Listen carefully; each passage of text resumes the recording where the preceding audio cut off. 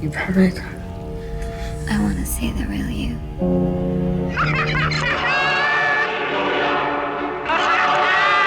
Don't you wish you were Arthur? Arthur, the most fun money can buy. Uh-oh, I'm in trouble. Riddle me this, Todd Phillips. When is a Joker not a Joker? When it's Arthur bloody Fleck. Yes, with Joker Folie et Deux, Todd Phillips has exposed exactly where his talents lie, and it's not good. When you think about the original Joker movie, there are two things that stand out: how bloody good it looked, and how intriguing Joaquin Phoenix's performance was with all his ad-libbing. Now, catching that lightning in a bottle a second time wasn't going to be easy. It was going to take something special. Sadly, catching that lightning again proved way too much of a reach. Now, I really liked the original Joker movie, and also thought Joaquin's portrayal was next level. But as a fan of the King of Comedy, and even a bigger fan of Taxi Driver, two films that heavily influenced Joker, I did see it as a watered-down version of those two films. I liked it a lot, but I was never sure if I was watching a homage to those two films or just a blatant rip-off. Well, either way, I wish Todd Phillips had copied another classic film, because Joker Folie et Deux is a mess. We both felt like there was more to explore with the character. So little happens that it could have been just cut down to an end credits scene and attached to the first movie. Well, not really, because it's not good enough. Maybe it's good enough for a deleted scene DVD extra. Our protagonist Arthur doesn't have a journey in Joker 2. If anything, his journey was a slow, soft shoe shuffle away from the Joker character. So you have to question why it's even called Joker. Being more of a movie fan than a comic book fan, I tried watching both these films as separate from the DC universe. But that's not really possible when you start including Harvey Dent and a Harley Quinn character. Then you're really pushing into DC fan territory. Hey, Wayne! No, pal! I can't imagine being a huge DC Joker fan and not absolutely hating this film, because it's just one big fuck you. Ready for the judgment.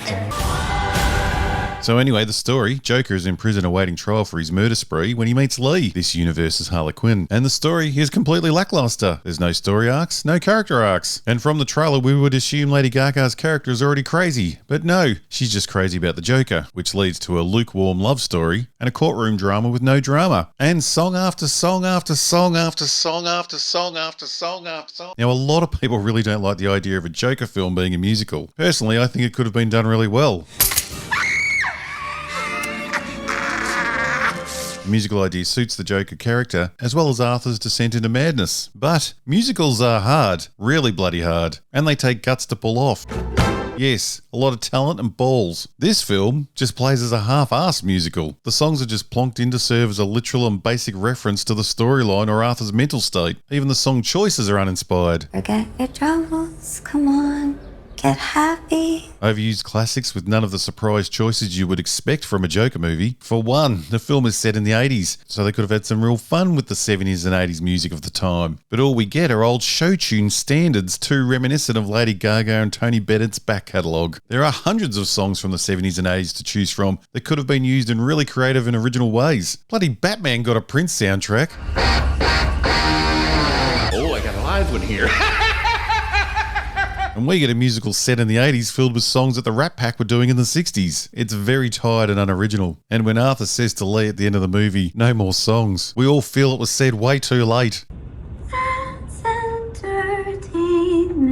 And the violence of the film, which besides Arthur's daydreaming, only gets inflicted on Arthur, is also handled in a really lazy, emotion-cheating manner. Arthur's relationship with the prison guards is built on tension, but it's also mixed with some version of friendship, so it seems really odd when they brutally beat and rape him for calling them fat on TV. Oh, I'm in trouble.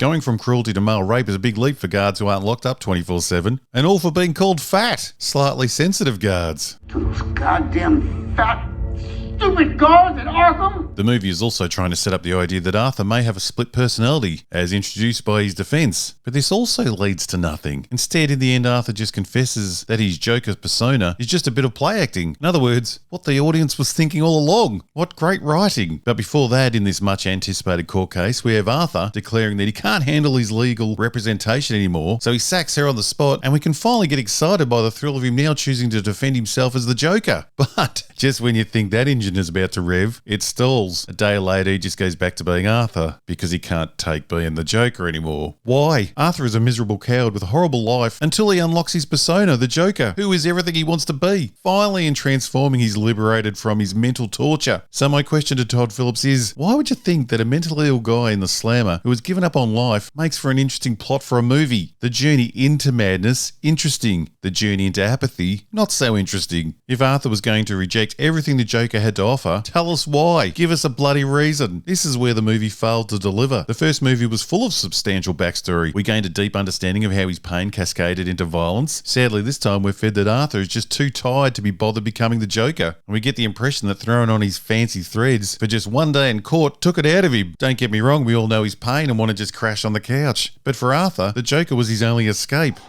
It's okay, baby.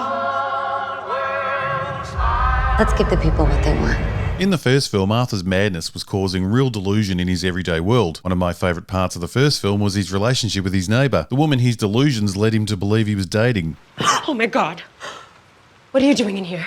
Well, if you enjoyed that psychosis and play on Arthur's reality, you're out of luck this time. In this one, Arthur seems more prone to daydreaming than madness, but it's not a dream state that actually means anything. When we start to question what is real and what is delusion, we're shown that this time every situation or relationship is real, like his entire relationship with Lee. The two of them dancing up to the prison gates together should play out as Arthur losing his grip on reality, but it doesn't. They really are dancing in front of the prison while it burns. Lee sneaking into Arthur's solitary confinement cell to apply clown makeup before a leg trembler against the wall is also all real. None of it's imaginary. We're gonna build a mountain. In a complete contrast to the first movie, Arthur's madness seems quite controlled. He dreams about the Joker and bloody singing, but never confuses reality with fantasy, which is really uninteresting. This story is extremely emotional. Arthur and Lee's relationship would have been way more interesting if she just met him in prison, was kind because she wanted to use him for research or a book. Remember, she had studied psychiatry, and then Arthur's imagination took it way further. But no. Even though the story hints that there might be more to it, it just ends up being that their relationship is all based in reality. One good scene, one of only a few, is when his little clown friend, Gary Puddles, who he let live in the first movie, took the stand in court. That was a great scene with nicely paced tension. Gary's testimony could lead to the jury thinking that Arthur did have a split personality. But even this scene leads to nothing. And then we have a bomb going off next to the courtroom so Arthur can escape and head to his favourite steps just to be dumped by his girlfriend and taken back to prison. I was thinking that the whole bomb scene was going to be in Arthur's head, representing his mind crashing after getting the death penalty. But no, again, it was just all real. No twists, no turns, just what you see is what you get. Oh look, he's running from himself. We didn't want it to be like anything you'd ever really seen. The question that you see a lot, who was this movie made for, is really overused. Usually, no matter how bad the film is, you know who the studio was either trying to please or entice. But with Joker, Folie et Deux, I'm really lost on who Todd Phillips thought would enjoy this thing. It's a bad musical, it's a boring prison movie, it's a bad courtroom drama, where the joke is that Arthur should read a legal book. All the characters go nowhere, and Arthur ends up back where he started. I don't think Todd Phillips hates his audience. I just think he lacks imagination and the skill to take on something as hard as a modern-day musical. Musicals take a lot of imagination. Psychological thrillers also take a lot of imagination. Sequels take a lot of imagination. Todd Phillips has let us all know loud and clear that he's lacking this crucial ingredient. We wanted it to feel spontaneous, off the cuff, and dirty. Normally I'd be fully on board with an ambitious filmmaker who took risks, but that's not what we have here. There are no risks taken. Todd Phillips should have taken from Psycho this time and had Arthur go full Norman Bates and completely cross over to his Joker persona, leaving Arthur behind, like what they did in the first film, that had the ending we're all meant to forget about, where he killed his doctor. The explosion in the courtroom should have been his mental collapse anticipating the death sentence, and the city's revenge should have been Joker getting the electric chair. But instead, we end with sad sack Arthur, the guy we started with, who we had some sympathy for, getting shanked in prison by none other than the real Joker, who then for some reason cuts his mouth like Heath Ledger's Joker, which makes no fucking sense. So there you go, stupid fans. You didn't watch the creation and destruction of Joker. You instead watched the life and times of Arthur, the makeup-wearing murderer, who just happened to know all the other characters in the Batman story. When you bring me out, can you introduce me as Joker? Joker it is. It's good. Thanks, Murray. This film didn't earn the right to be called Joker. It should have been called Arthur. They wish just you and me? I know I do. Don't you wish you were Arthur? Arthur, the most fun money can buy. Aren't you gonna buy me a drink first?